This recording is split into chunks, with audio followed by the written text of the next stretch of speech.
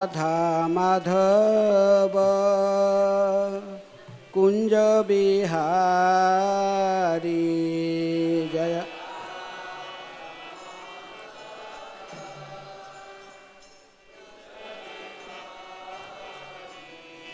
जय राधा माधव कुंज बिहारी जय।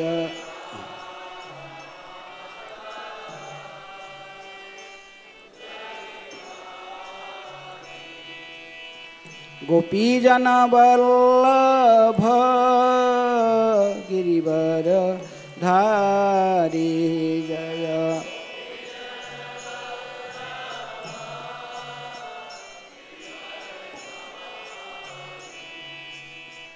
गोपीजन वल्लभ गिरिवर धारी जय।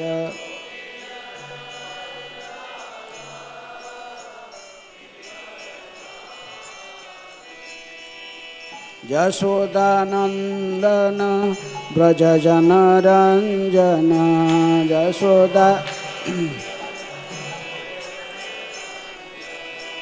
यशोदानंदन ब्रज जन रंजन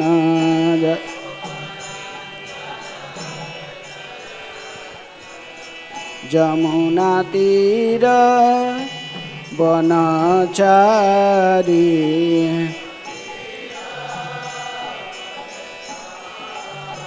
जमुना तीर वनचारी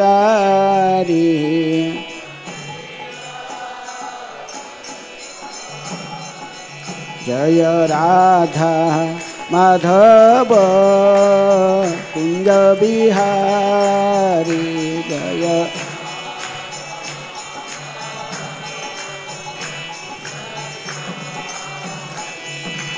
गोपीजन वल्लभ गिरिवर धारी जय। गोपीजन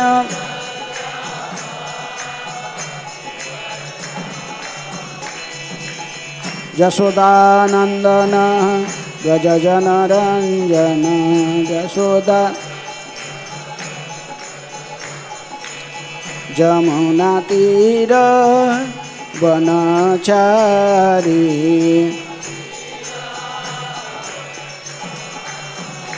जय राधा माधव कुंज बिहारी जय।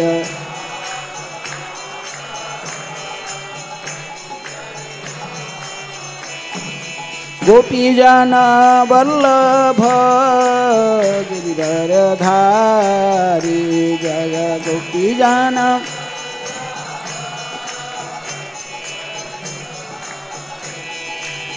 यशोदानंदन ब्रज जन रंजन यशोदा जमुना तीर वनचारी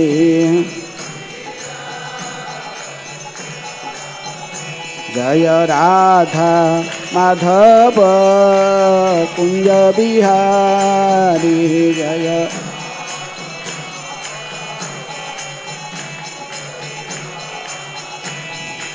गोपीजन वल्लभ गिरिवर धारी जय। गोपीजन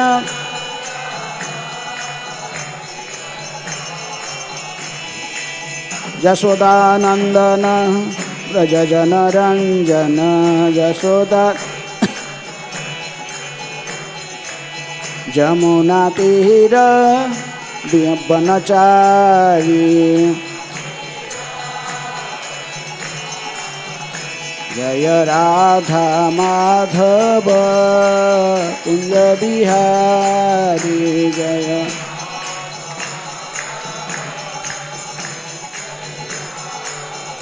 हरे कृष्णा कृष्ण कृष्ण हरे हरे हरे राम राम राम हरे हरे हरे कृष्ण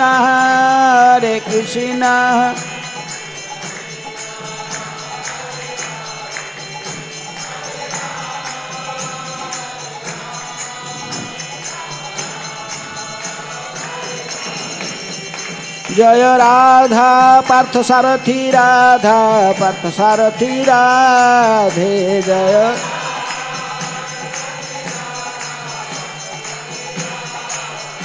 जय सीताराम लक्ष्मण हनुमान सीताराम लक्ष्मण हनुमान।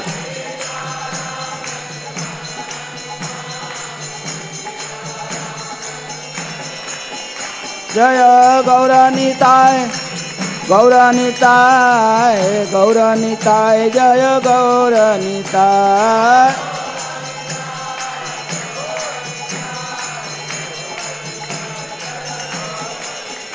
प्रभुपाद प्रभुपाद प्रभुपाद प्रभुपाद जय जय प्रभु।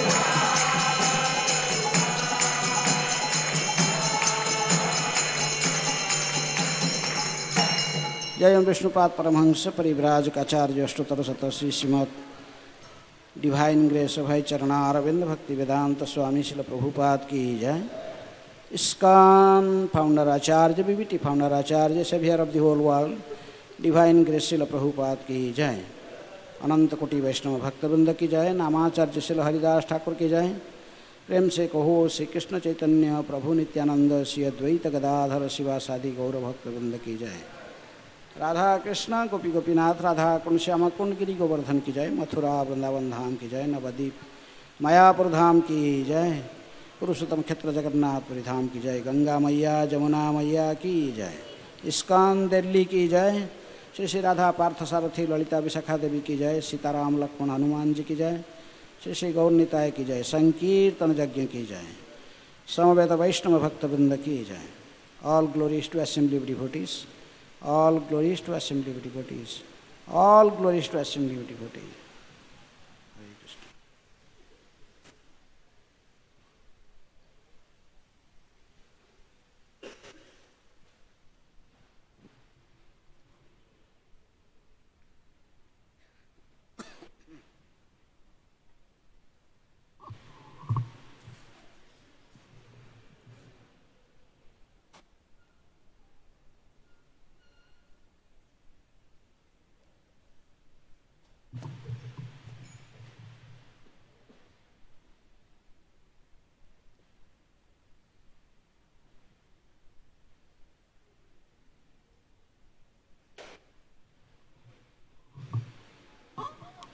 हरे कृष्ण।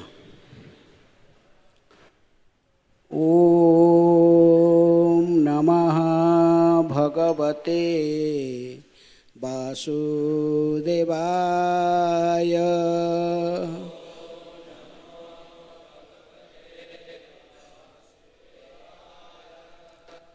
ओम नमः भगवते वासुदेवाय।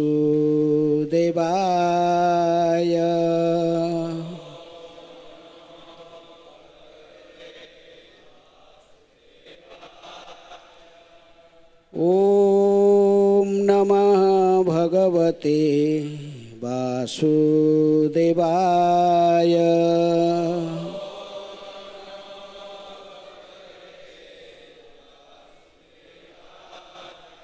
नारायणं नमस्कृत्य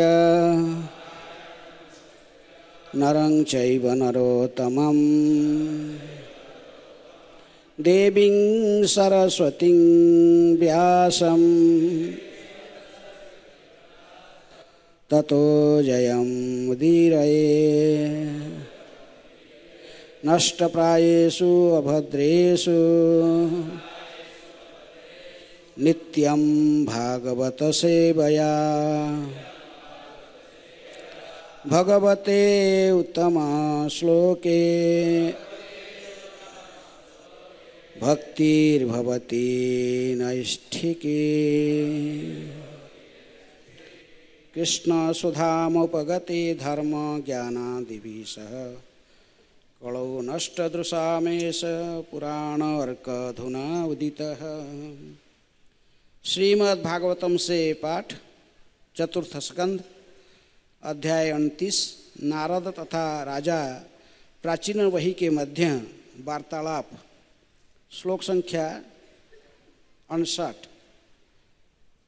इति वेदविदां वादः श्रूयते तत्र तत्र ह कर्म यत् क्रियते प्रोक्तं परोक्षं न प्रकाशते इति वेदविदां वादः श्रूयते तत्र तत्र कर्म यत् क्रियते प्रोक्तं परोक्षं न प्रकाशते इति वेदविदां वादः श्रूयते तत्र तत्र कर्म यत् क्रियते प्रोक्तं परोक्षं न प्रकाशते इति वेदविदां वादः श्रूयते तत्र तत्र कर्म यत् क्रियते प्रोक्तं परोक्षं न प्रकाशते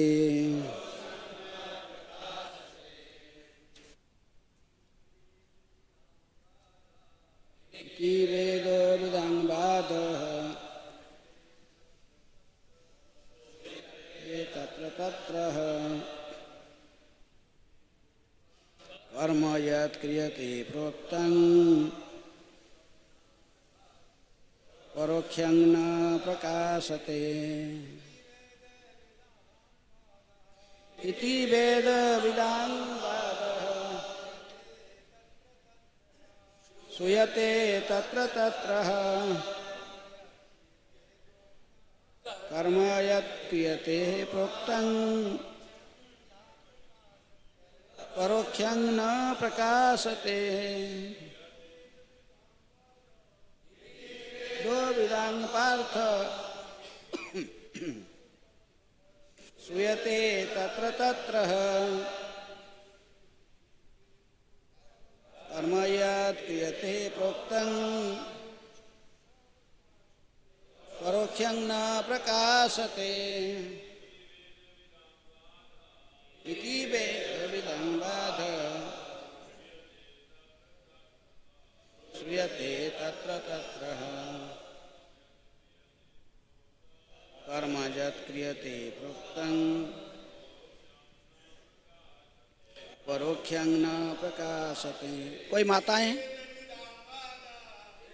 वेदविदां वादः श्रूयते तत्र तत्र कर्म यत् क्रियते प्रोक्तं परोक्षं न प्रकाशते। कोई माताएं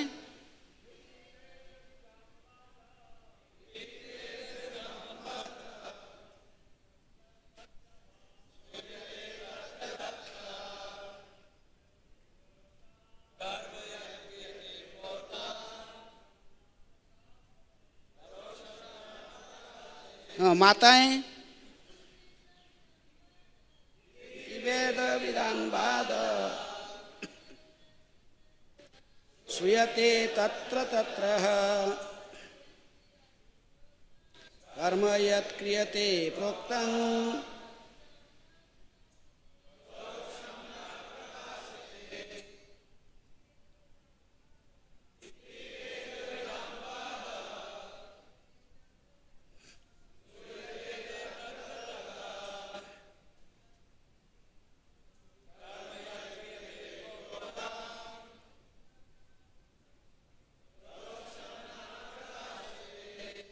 शब्दार्थ इति इस प्रकार वेदविदां वेदों के ज्ञाता वादः कथन श्रूयते सुना जाता है, तत्र तत्र जगह जगह जहाँ तहाँ, ह निश्चय ही, कर्म कर्म, यत् जो, क्रियते किया जाता है, प्रोक्तम जैसा कहा जा चुका है, परोक्षम अज्ञात, न प्रकाशते प्रत्यक्ष प्रकट नहीं हो पाता।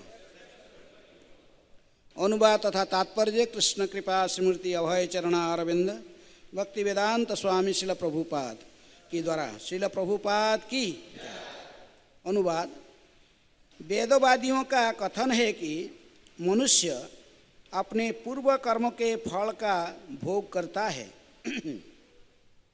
किंतु व्यावहारिक रूप में यह देखा जाता है कि पिछले जन्म में जिस शरीर ने कर्म किया था वह तो नष्ट हो चुका होता है, अतः उस कर्म का भोग एक भिन्न शरीर द्वारा किस प्रकार संभव है?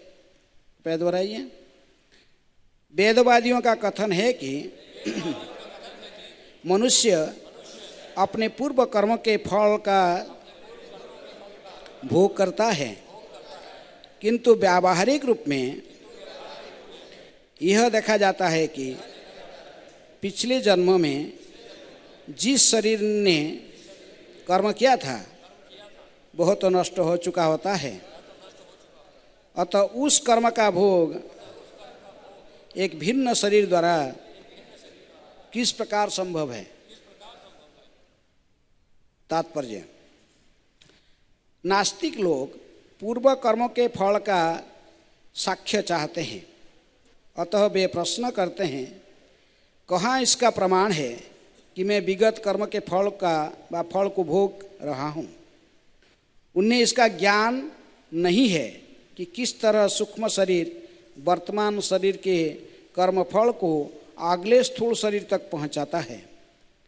भले ही वर्तमान स्थूल शरीर नष्ट हो जाए, किंतु सूक्ष्म शरीर नष्ट नहीं होता, यह आत्मा को दूसरे शरीर तक ले जाता है। वस्तुतः स्थूल शरीर सूक्ष्म शरीर पर निर्भर रहता है, अतः अगला स्थूल शरीर सूक्ष्म शरीर के अनुसार सुख तथा दुख उठाता है। आत्मा तब तक सूक्ष्म शरीर द्वारा ले जाया जाता रहता है जब तक वह स्थूल भौतिक बंधन से मुक्त नहीं हो जाता है। हरे कृष्ण। ओम अज्ञानातिमिरान्धस्य ज्ञानाञ्जनशलाकया चक्षुरुन्मीलितं येन तस्मै श्रीगुरुवे नमः। श्रीचैतन्यमनोभीष्टं स्थापितं येन भूतले स्वयं रूपः कदा मह्यं ददाति स्वपदान्तिकं। वन्देऽहं श्रीगुरुः श्रीयुतापदकमलं श्रीगुरून् वैष्णवांश्च श्रीरूपं साग्रजातं सहगण रघुनाथान्वितं तं सजीवं साद्वैतं सावधूतं परिजनसहितं कृष्णचैतन्यदेवं श्रीराधाकृष्णपदान् सहगणललिता श्रीविशाखान्वितांश्च। नमो ॐ विष्णुपादाय कृष्णप्रेष्ठाय भूतले श्रीमते भक्तिवेदान्त स्वामिनिति नामिने। नमस्ते सारस्वते देवे गौरवाणी प्रचारिणे निर्विशेषः शून्यवादी पाश्चात्यदेशतारिणे। नमो महावदान्याय कृष्णप्रेम प्रदायते कृष्णाय कृष्णचैतन्य नामिने गौरतिशे नमः। हे कृष्ण करुणा सिंधु दीनबंधु जगत्पते गोपेशः गोपिकाकान्त राधाकान्त नमस्तुते। तप्त कांचन गौरांगी राधे वृंदावनेश्वरी वृषभानुसुते देवी प्रणमामि हरिप्रिये। वाञ्छाकल्पतरुभ्यश्च कृपा सिन्धुभ्येव च पतितानां पावनेभ्यो वैष्णवेभ्यो नमो नमः।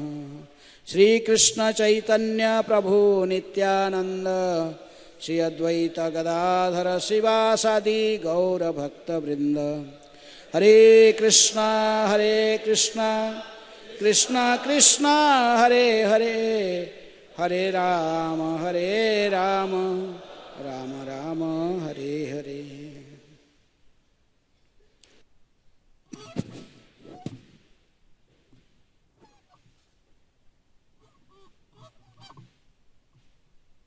इति वेद विदां बाद श्रूयते तत्र तत्र कर्म यत् क्रियते प्रोक्तं परोक्षं न प्रकाशते। वेदवादियों का कथन है कि मनुष्य अपने पूर्व कर्म के फल का भोग करता है, किंतु व्यावहारिक रूप में यह देखा जाता है कि पिछले जन्म में जिस शरीर ने कर्म किया था वह तो नष्ट हो चुका होता है, अतः उस कर्म का भोग एक भिन्न शरीर द्वारा किस प्रकार संभव है। भस्मीभूतस्य देहस्य कुतः पुनरागमन भवेत्, कौन कहा? चार्वाक मुनि ने कहा, जो शरीर नष्ट हो जा मृत्यु को प्राप्त होता है तो फिर ये शरीर भस्म हो जाता है। भस्मीभूतस्य देहस्य, शरीर भस्म हो जाने फिर दोबारा कौन देखा है? मैंने क्या हो जाता है? कोई देखा है इसको भस्म होने के बाद? शरीर का अंतिम गति क्या होता है? कई प्रकार के संस्कार होता है। तो कोई कुछ लोग इसको जला देते हैं, जला देने से राख बन जाता है, और कुछ लोग इसको जमीन के नीचे गाढ़ा देते हैं भाई, तो फिर जमीन के अंदर जाता तो कीड़े मकोड़े इसको खा के समाप्त कर देते हैं। यदि इसे खुले मैदान में स्मशान में फेंक दिया जाता क्या होता है? गीध सियार ये सब खाते हैं। सुगाड़ो भक्ति कहते कि गीध और सियाल ये खा जाते हैं, ये उनकी गीध का तटी बन जाता है। शरीर को यदि ले पानी में फेंक दिया जाता है तो क्या होता है? पानी में रहने वाले जो मछली कछुआ जो खा जाते हैं। इसलिए अंत में कौन देखा है? शरीर समाप्त हो गया तो बस हो गया, तो इसके बाद क्या होता है? कोई देखा है इसको? तो इसलिए क्या करना चाहिए? शरीर जब तगड़ा है, शरीर में है, अच्छे चीज खा के शरीर को अच्छा घी पियो है। ऋणं कृत्वा घृतं पिबेत जावत जीवेत सुखं जीवेत। चार्वाकमणि का तो अच्छा फिलोसॉफी, आजकल का फिलोसॉफी यही है। स्कूल कॉलेज यूनिवर्सिटी में पढ़ाई कर बड़े बड़े डिग्री लेकर जो फिलोसॉफी हम सीखते हैं यही फिलोसॉफी है। कौन जानता है? किसी भी स्कूल कॉलेज यूनिवर्सिटी में शिक्षा नहीं दी जाती है आत्म तत्व के बारे में। बाइस शरीर और आत्मा में अंतर कोई नहीं बताता है। यदि प्रारंभिक ज्ञान में ही प्रारंभ से ही भगवत गीता कहता है कि देहि नवस्मिन यथा देहे कुमारं यौवनं जरा तथा देहांतर प्राप्ति धीरस्तत्र न मुह्यति। गीता तो कोई पढ़ा नहीं जाता स्कूल कॉलेज में, तो लोग कैसे समझेंगे? लेकिन यहाँ पर तो प्राचीन भविष्यत को नारद मुनि ने पूरा सुनाया है, कई चैप्टर से सुनाया इसको किस प्रकार पुरंजन जो जीव जो ये पूरा अर्थात शरीर है, शरीर रूपी ये जो शहर में भाई घर में रहकर जीवात्मा किस प्रकार भिन्न भिन्न प्रकार की भोग करता, फिर पूरी कहानी कह के फिर इसको बहुत सुंदर भाव से समझा दिए इस प्रकार एक। लेकिन इतनी सारे कहानी पर भी उनको समझ में नहीं आ रहा है ये कैसे संभव है? क्योंकि वो पहले कर्मकांड में लिप्त रहते, कर्मकांड यज्ञ और कई प्रकार ज्ञान का भी अभ्यास किए होंगे। लेकिन इसलिए नरोत्तम दास ठाकुर कहते हैं कि जो कर्मकांड और ज्ञानकांड में फंस जाते हैं फिर उनको वहाँ से निकालना बड़ा मुश्किल हो जाता है। कर्मकांड, ज्ञानकांड, सकली विषेर भांड, अमृत बलिया जेहू खाए, नाना जोनी सही फिरे, कदर जे भक्षण करे, तारा जन्म अधपति जाए। तो कर्मकांड में फंस जाता तो फिर वो उससे निकालना बड़ा, इंद्रिय वेद की जो बड़े अलंकारमयी जो शब्दों से बाहर निकलना इतना आसान नहीं है। इसलिए इतने सारे सुनने के बाद भी प्राचीन वही सब फिर भी कह रहे कि ये शरीर तो, जो शरीर कर्म किया था पिछले जन्म में, वो शरीर तो नष्ट हो गया, फिर दूसरे शरीर में वो कर्मफल कैसे भोगेगा? ये तो दूसरा अभी जो शरीर प्राप्त हुआ ये दूसरा शरीर है। बा इसी शरीर में हम जो कर्म कर रहे हैं ये मृत्यु के साथ ये शरीर का समाप्त हो जाता है, पर अगला शरीर तो नया शरीर मिलेगा ना। और नया शरीर में जो दूसरा शरीर मिलता है वो फिर पूर्ण पिछले वाला शरीर में क्या हुआ कर्म को वो क्यों भोगेगा, कैसे भोगेगा? इसका क्या युक्ति है? इसलिए यदि वो हमारे पास में हम जानते हैं कि दो शरीर है, सबको ये पता नहीं है, स्कूल कॉलेज पढ़ने वाले लोगों को ये पता नहीं है, लेकिन भगवत गीता पढ़ने वाले लोगों को पता है।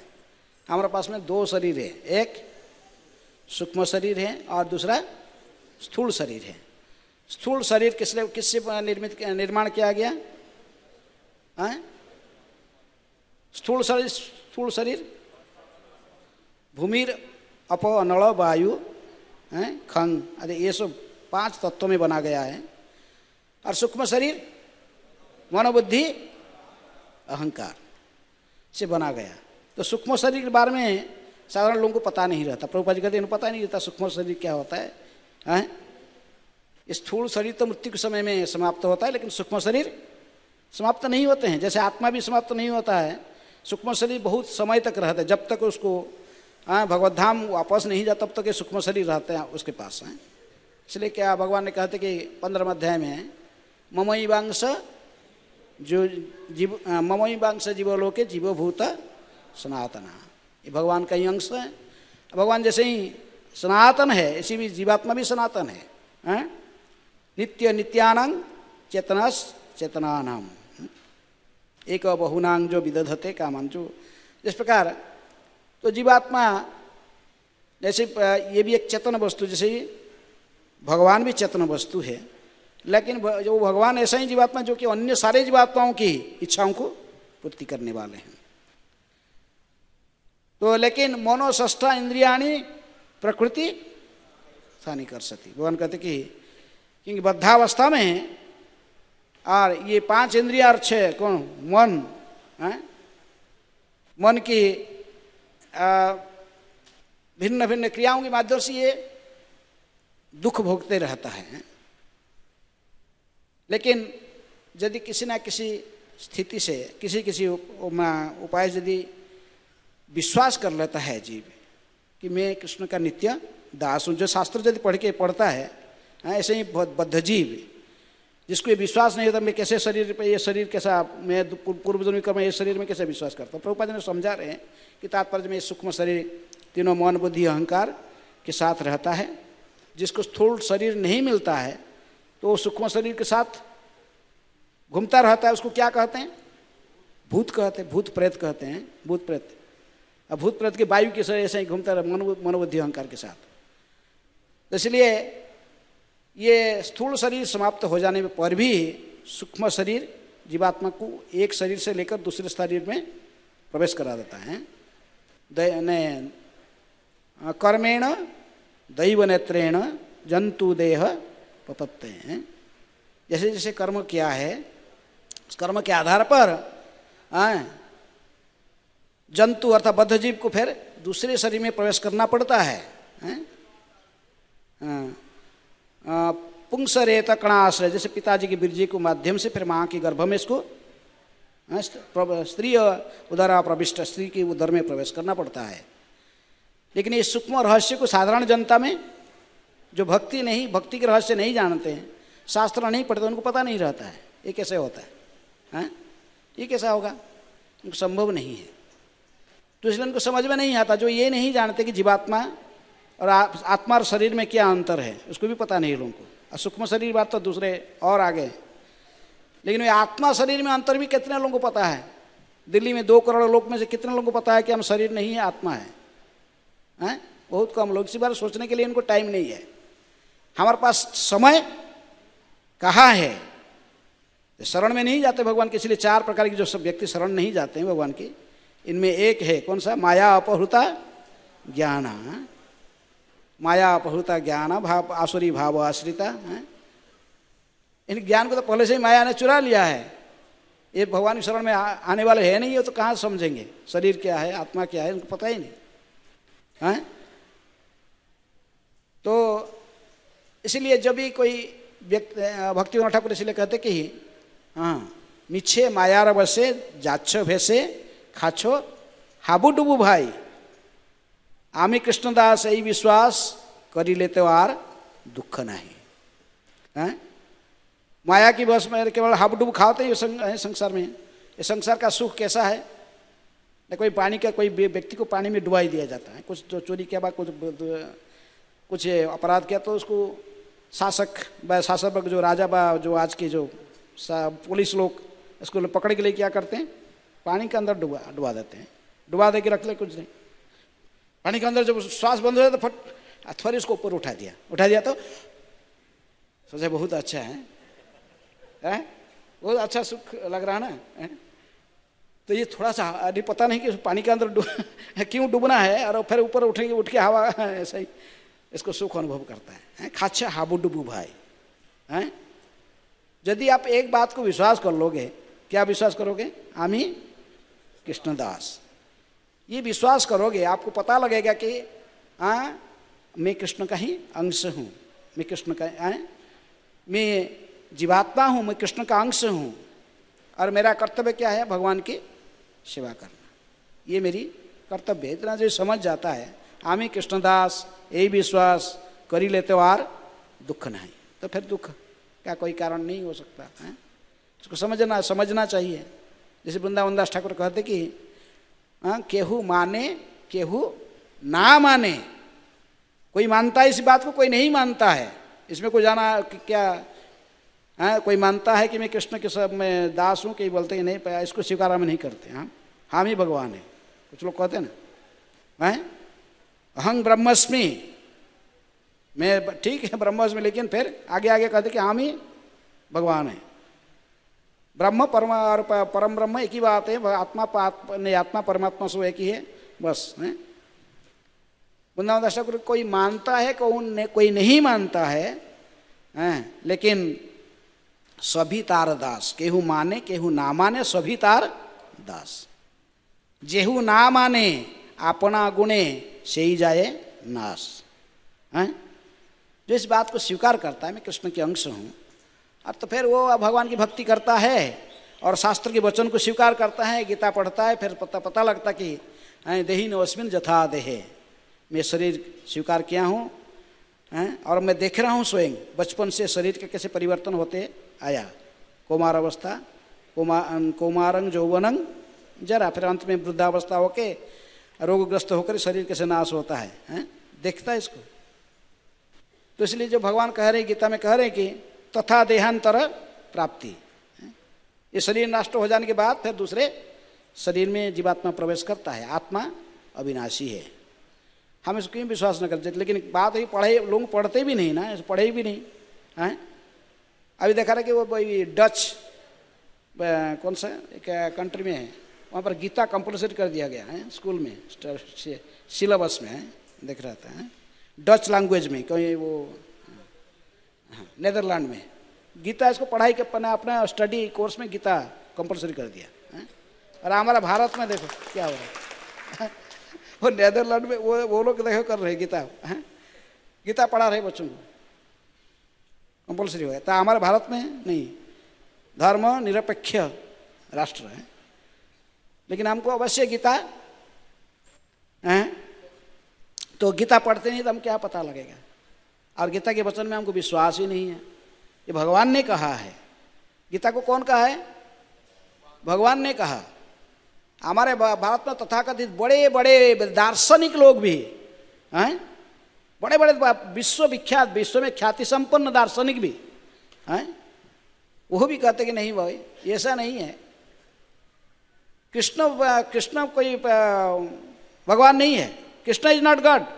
वो कृष्ण के अंदर में रहने वाला कोई ज्योति है और कोई ज्योति रहता है, सबका अंदर में है। भगवान जो कृष्ण के हमने स्वयं कृष्ण अर्जुन के समक्ष में खड़े हुए हैं और कह रहे कि मनमना भव मद भक्तो मद्याजी मांग नमस्कुरु माँ में वैश्यसी सत्यंते प्रतिजाने प्रियोसी में है। मन में मेरी चिंतन करो, मेरे भक्त बनो, भव मद्याजी मेरी पूजा करो, मांग नमस्कुरु मुझे नमस्कार करो, इस प्रकार तुम मुझे प्रिय बनोगे हैं, मेरे धाम में आप आओगे। लेकिन वहाँ पर कोई व्याख्याकार, बहु प्रसिद्ध व्याख्याकार गीता के पर वो कहते कि नहीं, यह कृष्ण को नहीं है, ये है निराकार निर्गुण निर्विशेष ज्योति स्वरूप जो परम ब्रह्म के लिए कहा गया है। तो इसलिए प्रभुपाद जी कहते कि देखो ये व्यक्ति कैसे होते हैं, OWL क्या होता है, उल्लू की तरफ होते हैं, दिन में भी दिखाई नहीं पड़ता है इनको। अरे साक्षात भगवान खड़े हैं सामने, अर्जुन को कह रहे, तो वहां से परम ब्रह्म निराकार निर्गुण निर्विशेष ज्योति वो स्वरूप, वो परम ब्रह्म कहाँ से आ गया, इधर मान ज्योति स्वरूप ब्रह्म कहाँ से आया है? भगवान साक्षात खड़े हुए। तो भगवान के वो ऐसे ही जो व्यक्ति हैं विश्वास ही नहीं करते। इसलिए प्रभुपाद ने लिखी कि भगवद गीता जथारूप एज इट इज, जैसे भगवान ने कहा इसको ऐसा ही समझो है, अपना स्पेकुलेशन इसमें जोड़ना नहीं चाहिए। तो इसलिए तो हमें इस बात को समझना चाहिए। जैसे कहते कि यदि वो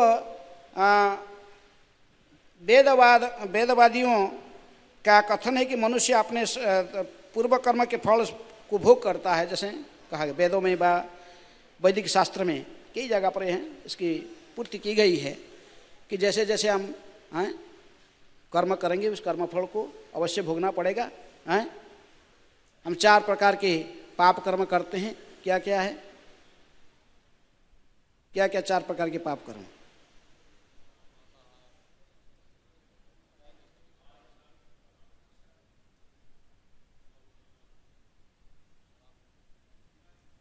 हाँ ठीक है। और जैसे पाप की कई श्रेणियाँ होते हैं, कुट बीज अप्रारब्ध प्रारब्ध, ये जो कर्म, इस कर्म का फल को फिर भोगना पड़ता ना। अभी जो भोग रहे हैं हम इसको क्या कहते हैं, प्रारब्ध भोग रहे हैं, लेकिन इसके पीछे लाइन लगा के भी रहते हैं अप्रारब्ध कुटो ये जो है लाइन, ये फिर आस्ते आस्ते हमको भोगना ही पड़ेगा, चाहे इस शरीर हो या फिर अगला शरीर में है। ये कुछ लोगों को विश्वास नहीं होता कि भाई अगला शरीर कैसे, ये शरीर में तो हम कुछ पाप किया है धरे क्या, फिर अगला शरीर जो आएगा तो अलग शरीर है, ये शरीर तो नहीं है, तो फिर उसमें क्यों पाप भोगना पड़ेगा है? भाई तो हाँ शरीर तो अलग है लेकिन तुम व्यक्ति तो एक ही हो, वही जीवात्मा उसमें जाएगा। चाहे स्थूल शरीर विनाश हो जाता है लेकिन सूक्ष्म शरीर फिर जीवात्मा को एक शरीर से लेकर दूसरे शरीर में पहुंचा देता है। ये कैरियर है, आत्मा को लेकर फिर दूसरे शरीर में पहुंचा देता है। हाँ, लोगों को समझ में नहीं आता कैसे इसको भोगना पड़ता, कैसे दूसरे शरीर मिलता है। हमारे भक्ति वेदांत मैनर जो लंदन में हमारा मंदिर है, तो वहाँ पर एक माता जी रहती हैं, अब ये उसको पूर्वजों में पूरा याद है भक्तिचर महाराज के डिसाइपल है, शिष्य है, तो माता जी पूरा पता है कि पूर्व जन्म में, क्योंकि वो जन्म से ही बता रहा था, अपना पहले घर जो था उसमें भागता था, छोटे बच्चे जो भागता था उधर बताता था, मेरे इधर मेरा सेल्फ खोलो, इधर मेरे किताब है, इधर मेरे को सब बताता था। अब जो बड़े होते उसको सब पूरा पता है, उन्होंने अपने लाइफ जानते कि किसी पूर्व जन्म में वो एक ब्रह्मचारी था, ब्रह्मचारी था और प्रभुपाद जी के डिसाइपल था, उसका नाम भी बता, मैं ऐसे नाम था मेरा।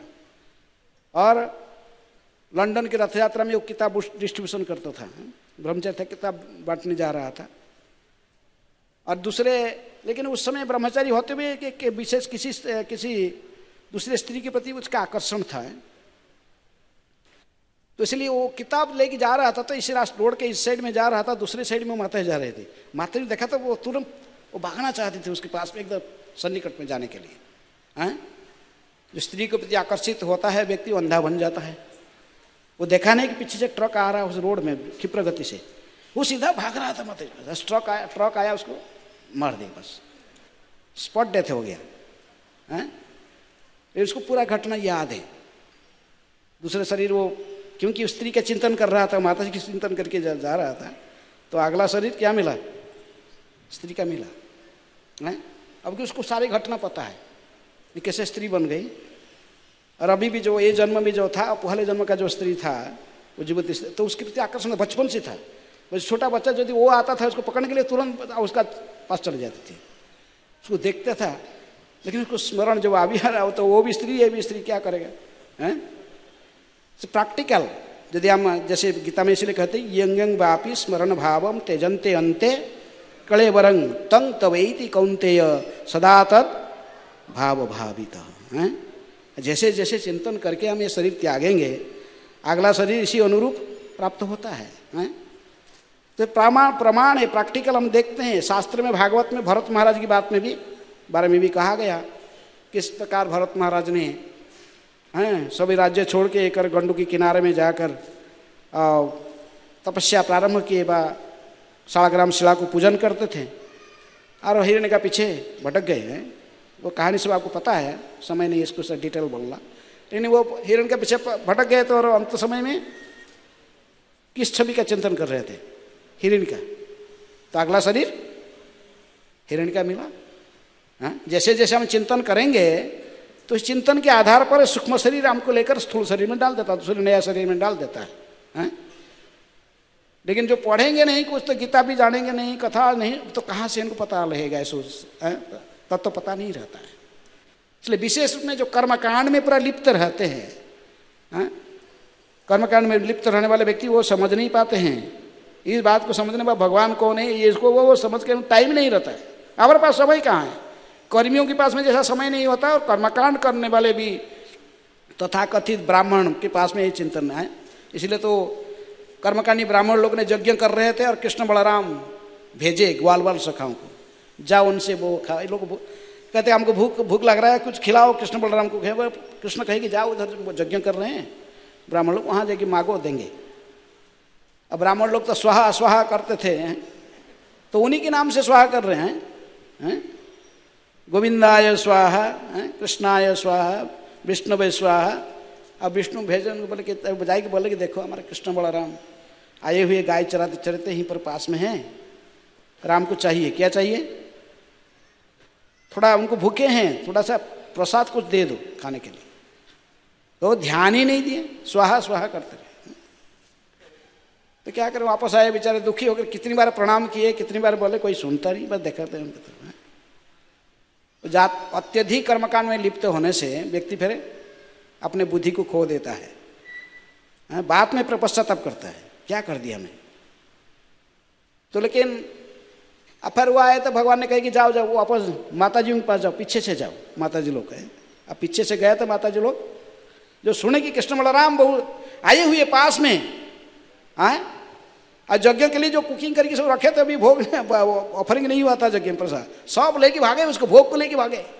ये बोले अरे कहाँ जा रहे हो, कहाँ भाग रहे, रुको रुको, लेकिन वो रुकने वाले नहीं थे, भागे सीधे हैं।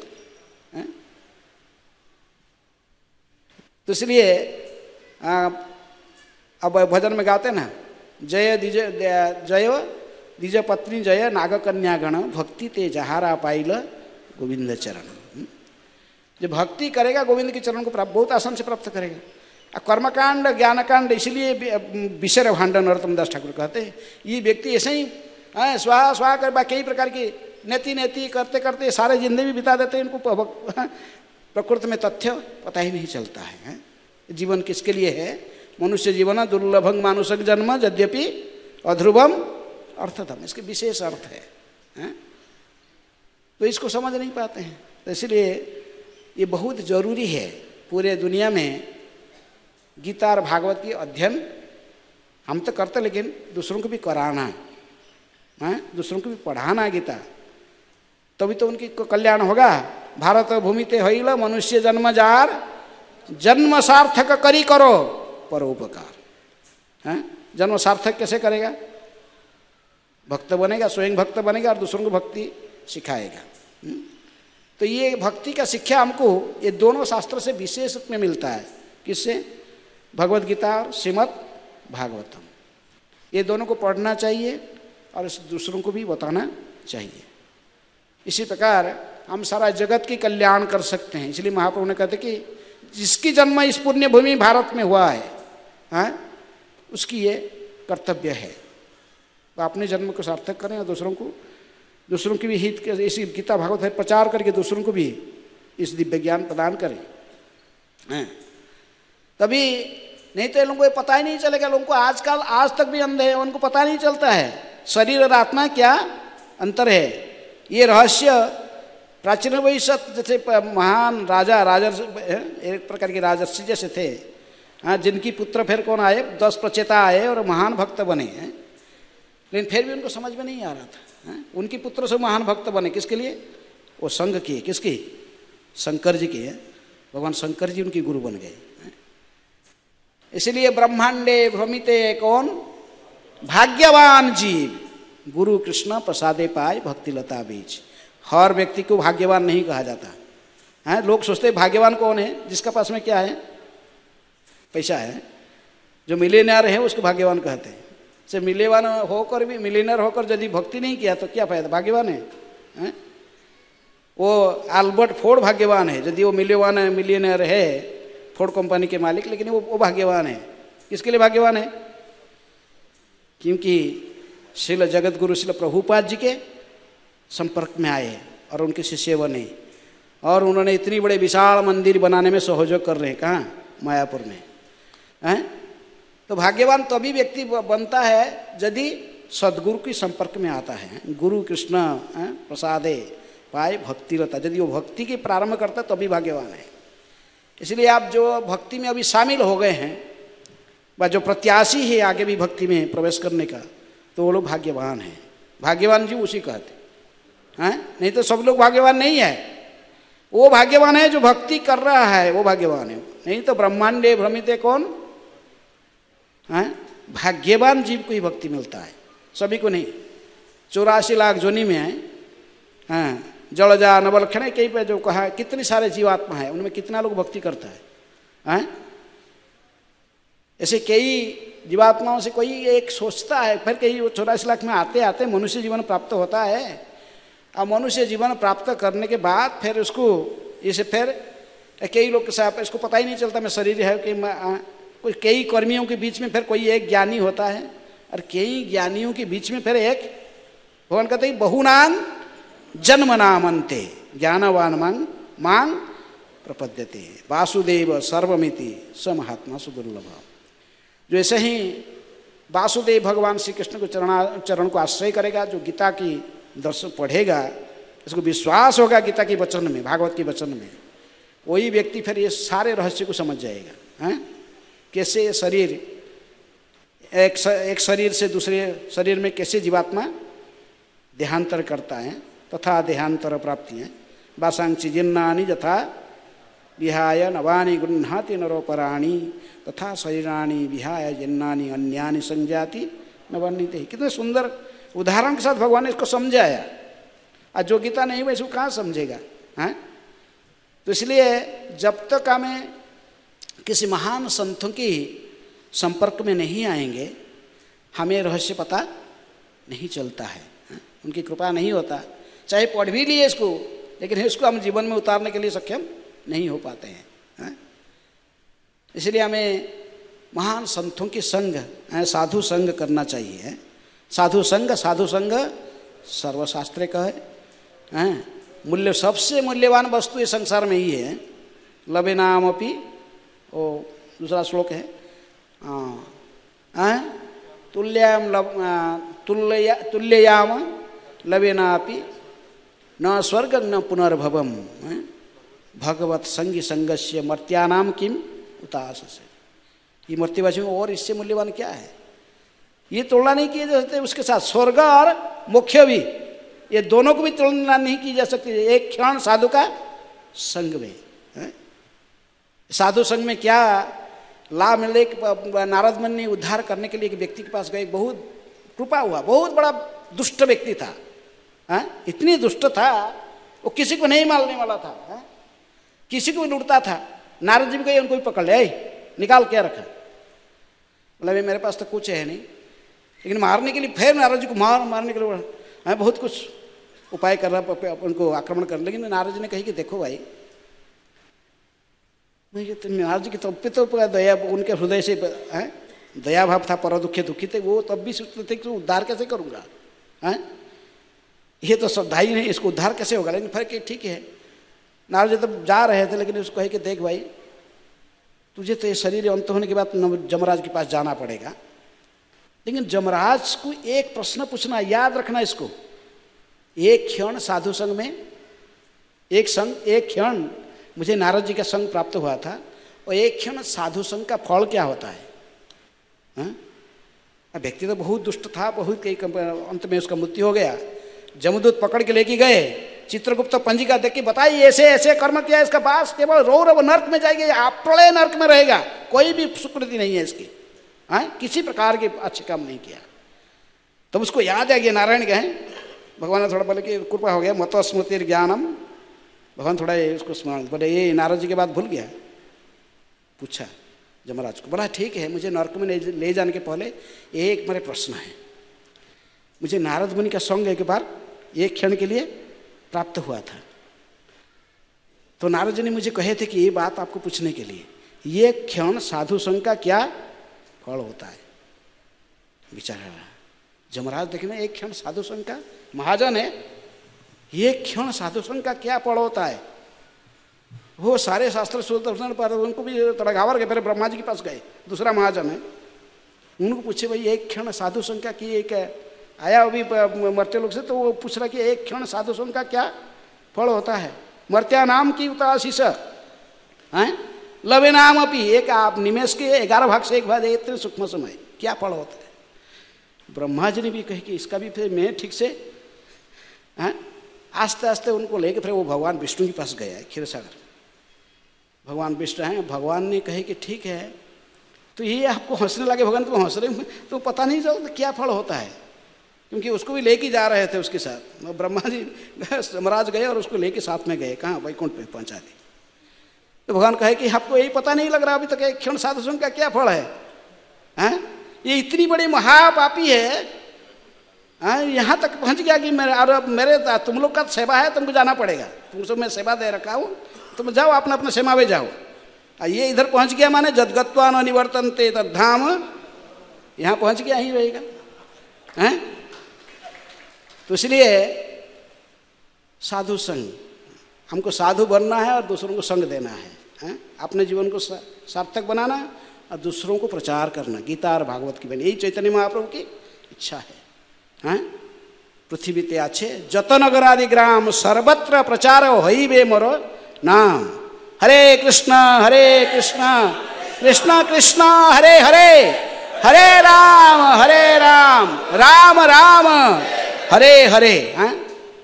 इसीलिए ही कलियुग पावन अवतारी है चैतन्य महाप्रभु ने आए और उनके मुख्य सेनापति श्रील प्रभुपाद जी को भी लेके आए, संकीर्तन आर्मी हैं, और ये प्रचार कार्य आस्ते आस्ते बढ़ते जाए, पूरे विश्व में फैल रहा है इस्कॉन की संस्था। ये चैतन्य महाप्रभु की भविष्यवाणी है, ये अवश्य पूरे दुनिया में फैलेगा। जत नगर आदि ग्राम सर्वत्र, सभी जगह में प्रचार होगा। जब महाप्रभु की वाणी है, ये 10,000 साल के अंदर में ये वाणी सर्वत्र फैलेगा। और जो लोग इसमें शामिल होकर प्रचार कार्य में जुड़ जाते हैं, वो भाग्यवान है। जो इसको स्वीकार करता है भाग्यवान है, और जो नहीं इसमें शामिल नहीं होता दुर्भागा है। फिर कली की और फिर कली की जो घोर कली प्रवेश करेगा तो उसके दुख उसको भोगना पड़ेगा। कली युग जब आएगा तो फिर उस समय कोई कुछ नहीं चलेगा और कुछ भी नहीं चलेगा। कली आएगा तो शासन करेगा। अभी जो संध्या चल रहा है, युग संध्या, इसीलिए महाप्रभु ने आकर कहे जीव जागो। गौरा चंद्र बोले कतो निद्रा जाओ माया पिसा, कितने दिन सोते रहोगे, जग समय हो गया।